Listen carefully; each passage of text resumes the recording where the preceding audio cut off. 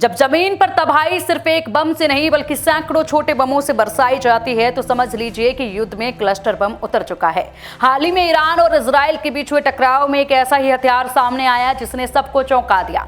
Cluster bomb ये कोई आम बम नहीं बल्कि एक ऐसा हथियार है जो हवा में फटकर दर्जनों सैकड़ों छोटे बमों को जमीन पर बरसा देता है। यानी जब बम फटे तो आवाज सिर्फ एक की आई, लेकिन जमीन पर तबाही के निशान सैकड़ों थे। एक ही बम से कई जगहों पर धमाके हुए थे। ईरान ने कैसे इसका इस्तेमाल किया है ये समझिए जरा। ईरान ने हाल ही में एक मिसाइल लॉन्च की जो 21,000 फीट की ऊंचाई पर जाकर खुली। इस मिसाइल के अंदर करीब 20 क्लस्टर बम के यूनिट थे। मिसाइल के खुलते ही ये सब म्यूनिशन लगभग 5 मील के दायरे में बिखर गए। इनमें से कुछ बम इजराइल के आसोर कस्बे में गिरे, एक ने एक घर को नुकसान पहुंचाया। हालांकि सौभाग्य की बात यह रही कि कोई हताहत नहीं हुआ, लेकिन असली डर वहां से शुरू होता है जहां ये बम गिरकर नहीं फटते। इजरायली सेना ने चेतावनी जारी की कि जो बम जमीन पर बिना फटे पड़े हैं वो अब भी जानलेवा हैं और उनसे दूर रहना चाहिए, क्योंकि खतरा अभी भी उन बमों से बरकरार है।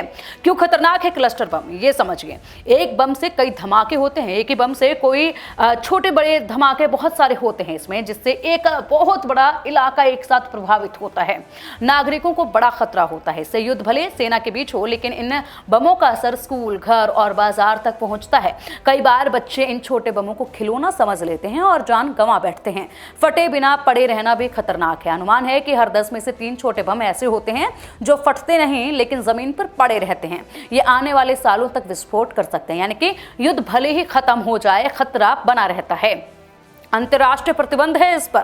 2008 में 100 से ज्यादा देशों ने एक समझौते पर हस्ताक्षर किए जिसमें क्लस्टर बम के इस्तेमाल, निर्माण और भंडारण को गैर कानूनी घोषित किया गया। लेकिन ईरान, इजराइल, अमेरिका, रूस जैसे बड़े देश इस समझौते का हिस्सा नहीं हैं।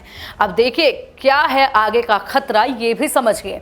ईरान का ये कदम सिर्फ एक हमला नहीं था, बल्कि यह संदेश भी था कि वह अब तकनीकी रूप से ऐसे घातक हथियारों से लैस हो चुका है। दूसरी तरफ इजराइल भी इस हमले को नजरअंदाज नहीं करेगा और जवाबी कार्रवाई की संभावना और तेज हो गई है।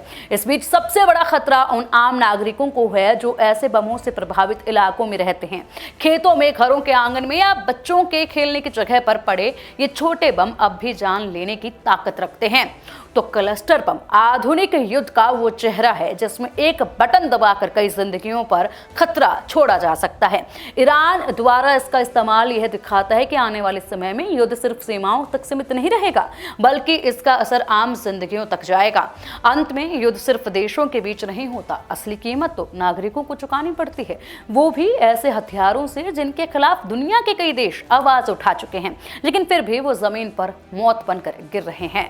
क्या कहेंगे इस पर आप कमेंट करके बताइएगा जरूर।